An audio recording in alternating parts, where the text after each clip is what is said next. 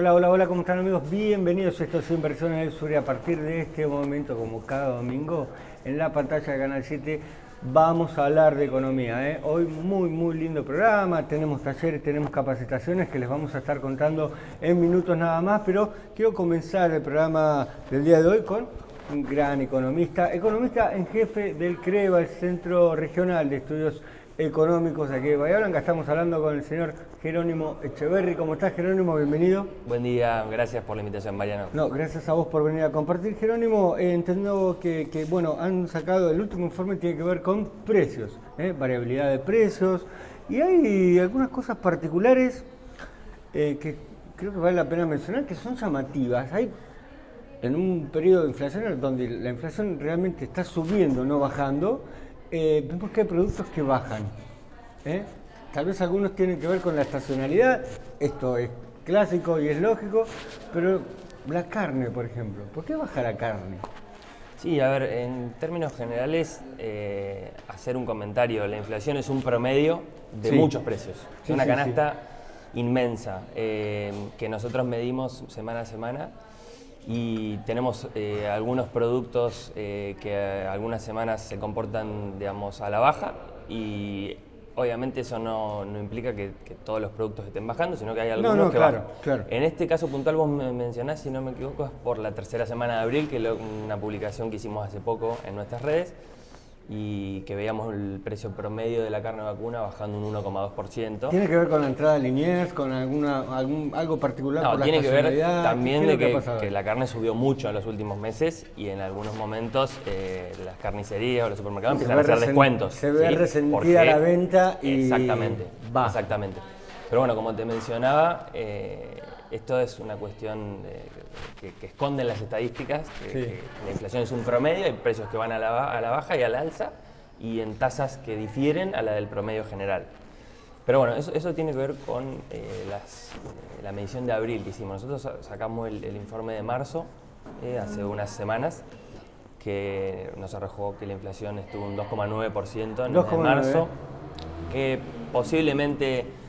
¿Un poquito menos que la del INDEC? Sí, un poco menos que la del INDEC. ¿3,1? Sí, 3,4, pero era un dato esperable en cierta medida porque marzo, bueno, es una época puntual del año, empezamos un nuevo ciclo lectivo, hay aumentos vinculados a lo que tiene que ver con los colegios, servicios educativos, útiles, escolares, etcétera. Por eso el capítulo de educación nos dio arriba del 7%, fue el capítulo que mayor incremento tuvo.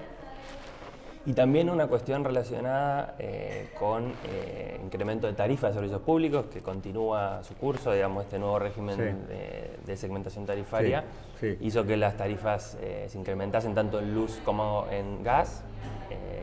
De hecho, el capítulo de vivienda es el que se sitúa, digamos, en segundo lugar, nos dio un 4,5, con esos rubros siendo los que más impactaron. Y bueno, también mención especial para alimentos y bebidas, que volvió a un nivel un poquito más alto que lo que acabas de mencionar sobre los servicios, luz, gas, servicios básicos que cualquiera necesita para subsistir, digamos, es un impacto muy importante. Ha sido a partir de este gobierno, por supuesto. Creo que además la gente votó eso porque sabía que esto iba a pasar, que digamos, se ha trasladado todo al bolsillo de la gente. Tiene un impacto muy importante a la hora de generar un consumo en otras cosas. Sí, obviamente. Hay un traslado ahí de generación de recursos. Claramente, a ver, la restricción presupuestaria que cada familia tiene opera en ese sentido, ¿no? Cuando uno tiene ciertos gastos fijos que no puede eludir, como justamente lo son los servicios, va a tener que inevitablemente modificar sus hábitos de consumo y bajar, digamos, los consumos de otros bienes y servicios. En este caso se trata de servicios esenciales que no podemos eludir, con lo cual obviamente que ahí vamos a ver un efecto de redistribución en el sentido de reasignar recursos. Pero bueno, como te estaba comentando, en alimentos y bebidas en este mes de marzo vimos un aumento de 3%, que básicamente es bastante superior a lo que había venido en febrero, y en ese sentido, bueno, es un dato que por ahí era uno de los que más atención nos llevaba, porque obviamente alimentos y bebidas es el capítulo de mayor envergadura del IPC y el que más nos importa, entre comillas, por decirlo de alguna manera. Entre paréntesis, un buen dato que te puedo dar es que en abril eso no se mantuvo, digamos, la inflación de alimentos y bebidas a las primeras 3 semanas del mes está en 1,5%, un valor muchísimo más bajo y es un dato un poco más alentador. Veremos qué nos depara la última semana del mes, como para ver en qué datos cerramos lo que es ese capítulo. Y bueno, y también otro punto que no podemos, digamos, dejar de mencionar respecto del aumento de los combustibles, ¿no? Tuvimos alrededor de entre 8 y 10 aumento de combustible en el mes de marzo, creo que lo habíamos visto pocas veces, con un aumento punta a punta del 16-18% según la bandera y el combustible que estemos hablando. Como la inflación se mide en promedios, ese impacto no fue tal, dado que las mayores variaciones se dieron en la segunda quincena del mes, con lo cual ahí tenemos un arrastre para abril, vamos a tener un arrastre para abril, que va a impactar, y por eso transporte y comunicaciones ¿Va a impactar en el número? ¿Vamos a ver más de 3? No en el nivel general, sino en transporte y comunicaciones puntualmente y en combustibles y lubricantes. Duda, sí. Yo creo que el nivel general va a ser similar al de marzo, tal vez un poco menor, dado sobre todo este dato de alimentos y bebidas que te adelanto, que es casi el 40%, 35% de la canasta, con lo cual ahí te da como un adelanto un poco de cómo puede llegar a ser la tasa de inflación. Pero bueno, tendremos que ver obviamente el número final. Hemos visto algunos videos que son tragicómicos, ¿no? Del presidente, porque empieza a decir, sacamos 10 millones de personas de la pobreza, a la semana siguiente 11, a la semana siguiente 12, así llega hasta 14 millones de personas que este gobierno saca de la pobreza. ¿Cuál es la realidad cuando vemos en Bahía Blanca? No hay que irse a ninguna parte. La cantidad de gente que hay tratando de comer de los tachos de basura. Hace mucho tiempo que esto no se veía en Bahía Blanca. Bueno, vuelve a verse. Mucha gente, lamentablemente, no creció, nada acá que tenga ganas de comentar, pero la verdad es esa. Muchísima gente en los contenedores y muchísima gente intentando comer directamente, comiendo. Sí, a ver, en líneas generales, si uno hace un repaso, la tasa de pobreza e indigencia ha bajado punta a punta en lo que tiene que ver con los últimos 2 años. Ahora, obviamente que uno mira la realidad. Es un juego de números y de Excel y de cuando vos ves otra realidad. Sí, a ver, ahí ¿El también hay impacto que te da la vista? También hay ese comentario está bastante presente desde el punto de vista, bueno, cuán reales son las estadísticas o cuán bien reflejan o no la realidad. Sí. Y como te mencionaba al inicio de la nota, o sea, como tiene que ver también con la inflación, que la inflación es un promedio y uno dice, y también depende de la canasta de cada uno. Alguno dice, bueno, a mí el changuito de supermercado no me aumenta la tasa de inflación que está reportando el INDEC, me aumenta mucho más alto, a una tasa mucho más elevada. Pero bueno, justamente tiene que ver con esto que te comentaba, ¿no? Que la cuestión de promedios, una cuestión de canastas, y en la pobreza también se mide de la misma manera, así con una canasta que obviamente puede reflejar mejor o peor la situación de cada uno, pero no deja de ser un dato objetivo de la realidad que, digo, después uno puede llegar a pensar, bueno, en mi círculo o en mi ciudad, como vos estás mencionando, veo ciertas situaciones que tal vez son no tan positivas, pero bueno, a nivel agregado... Quiero decir, si vos recorres la ciudad y estás todo el día observando la ciudad, vas a ver un montón de situaciones. Sí, la situación económica... Todos los días. La situación económica de muchas personas en este momento no es de las mejores, eso está claro. El salario real, los últimos datos que hemos publicado... Vienen bajando sistemáticamente. Vienen bajando, el poder adquisitivo, lo que yo tengo en la billetera cada vez me alcanza para menos productos, eso es una realidad. Por eso te comentaba, entre puntas el análisis da una caída de la pobreza y la indigencia. Ahora, si uno mira los últimos 6 meses, tal vez veamos datos que van en sentido contrario, ¿no? Claro. ¿Qué es lo que no está haciendo el gobierno? ¿Qué le falta hacer? ¿Dónde es que tiene que trabajar y no resuelve? Porque está claro que hay algunos números, que esto lo mencionamos prácticamente en todos los programas, que van muy bien. Pero básicamente son el 10% de la economía y siempre decimos lo mismo. Energía, minería, campo, eso está muy bien, va en punta, está muy arriba, pero el resto, el 90% de la economía, realmente está a la baja. Los comercios, y no me vengan a decir que es por internet, porque en realidad vos tenés un comercio, tenés muchas bocas de expendio, la verdad es que vende cada vez menos. No importa si te manejas por internet, no importa si tenés un comercio en el centro o en el barrio, la verdad es que venden cada vez menos. Hay una situación ahí que el 90% de la economía no camina, viene bajando, viene en detrimento, los salarios, las ventas, y hay un 10% que tiene que ver con todo lo extractivo, todo lo que se va, que crece, que vuela. Hay una parte que no se está solucionando. Sí, obviamente que vos planteás un escenario complejo, obviamente. A ver, uno tiene en cierta medida que pensar que se tomaron ciertas decisiones que nos trajeron hasta donde estamos acá. Porque cuando te hablan, perdóname que te interrumpa, cuando te hablan de liberar la economía, de quitar restricciones, todo el mundo estuvo de acuerdo con eso. Pero después tenés que darte vuelta y atender la parte local, bajame los impuestos, deja que las empresas compitan. Eso iba. Entonces... Sí, todavía hay ciertas restricciones que están operando en la economía y que van a llevar un tiempo para poder liberarlas, como por ejemplo terminar de levantar la restricción al mercado de cambios para las empresas. Pero bueno, también en lo que tiene que ver con el mercado laboral, que creo que es una de las cuestiones puntuales a detenerse, creo que hay un desfasaje entre lo que es la oferta y la demanda de trabajo y en cuanto a también las habilidades y la productividad del trabajo. Entonces ahí creo que hay una deuda pendiente, pero no planteándole al gobierno como el responsable, sino poniendo el foco en la sociedad en general, que tenemos que dar un salto en ese sentido, y eso solamente lo podemos lograr con mayor y mejor educación para poder tener mayor productividad de la fuerza de trabajo, y que una vez que se genere este ecosistema que beneficia a la inversión, que el trabajador pueda también aportar su parte y mejorar la porción de la torta que se lleva. Sí.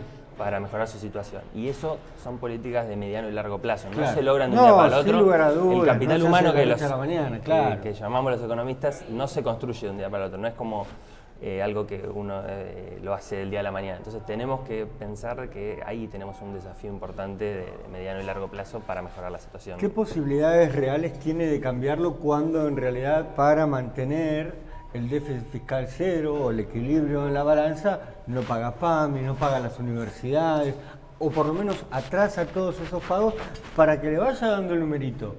Pero cuando atrasa todo eso, el sistema colapsa. Sabemos lo que está pasando con PAMI, muchos médicos realmente no te atienden. El otro día me pidieron para atender a mi hijo que le dolía un tobillo 250.000 pesos porque no tenían su obra social. Una locura, pero una locura. Obviamente fue particular, un hospital en particular, porque fui a otro y nada que ver el número, pero pasan estas cosas también, ves cosas que son descabelladas.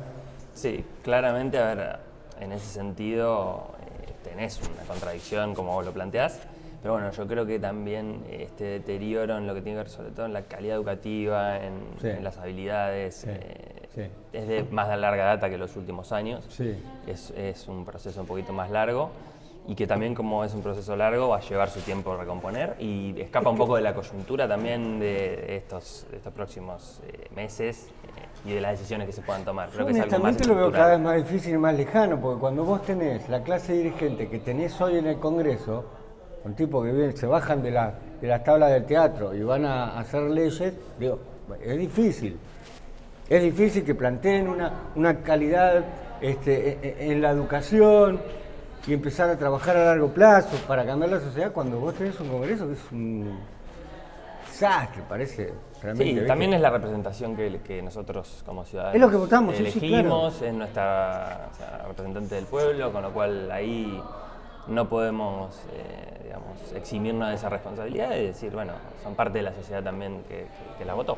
Así que... No, sin lugar a dudas, lo que veía es como que una situación muy compleja de cambiar cuando claramente. La clase dirigente no está a la altura de las circunstancias para decir, no, lo que necesitamos es realmente estos van a ser los pasos que vamos a seguir, esto no va a cambiar de la noche a la mañana, tardaremos 10 años, 15, 20, pero lo vamos a lograr. No tenemos nada a la vista de eso. Sí, a ver, en ese sentido toca, hacer la parte que a nosotros nos corresponde y dejar que ellos hagan su trabajo. No podemos, sacarnos tampoco esa Para volver a la economía, ¿crees que Bahía Blanca podría, para cerrar bien en lo local, que no escapa a lo nacional. Tenemos una parte que no está bien y otra que anda muy bien, con inversiones muy fuertes. ¿Cómo crees que se podría desarrollar el año en nuestra ciudad? Porque hay algunas cuestiones, quiero decir, desde el Estado también se está invirtiendo. Vemos aquí, por supuesto, hay que reconstruir la ciudad, no es que tenían ganas de volver a hacer todo, ¿no? Pero por lo menos se puede hacer.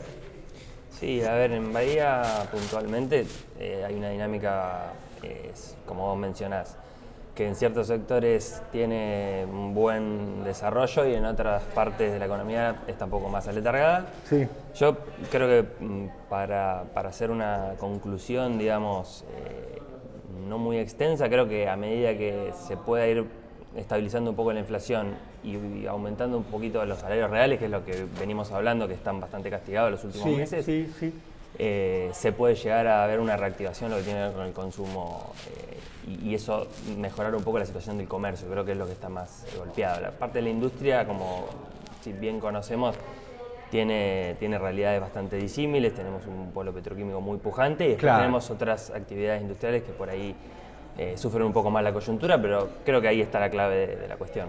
Gracias por venir a compartir. Bueno, gracias a vos, Mariano. 2AV, electricidad e iluminación para la industria. Avenida Colón 601, www.2av.com.ar, ventas@2av.com.ar. 2AV.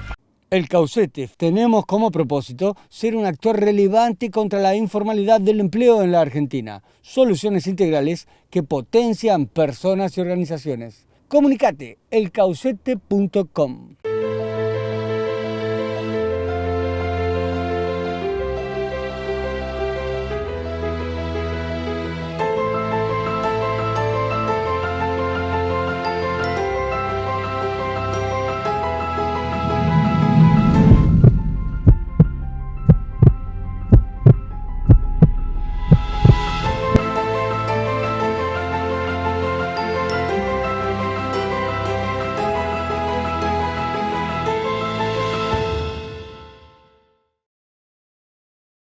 ¿Tenés una idea, una queja o un reclamo de Bahía Blanca? Ahora podés comunicarte con el Consejo Deliberante para obtener una respuesta y darle curso a tu proyecto. Andá a HCD Bahía Blanca en Instagram o a cualquiera de las redes del Consejo y vas a encontrar el link. Entrá a HCD Responde y completa todos los campos. Tu mensaje llegará directo a un grupo de concejales que lo tomará para empezar a trabajar ya mismo. Participá, construyamos juntos la ciudad que queremos. Honorable Consejo Deliberante de Bahía Blanca. Nuevo salón para eventos en Bahía. Céntrico, 850 metros cuadrados. Capacidad, hasta 400 personas para eventos y hasta 700 para conferencias. Climatizados, cochera, baños y dependencia de usos múltiples. Colegio de Martilleros y Corredores. Teléfono 453-6378.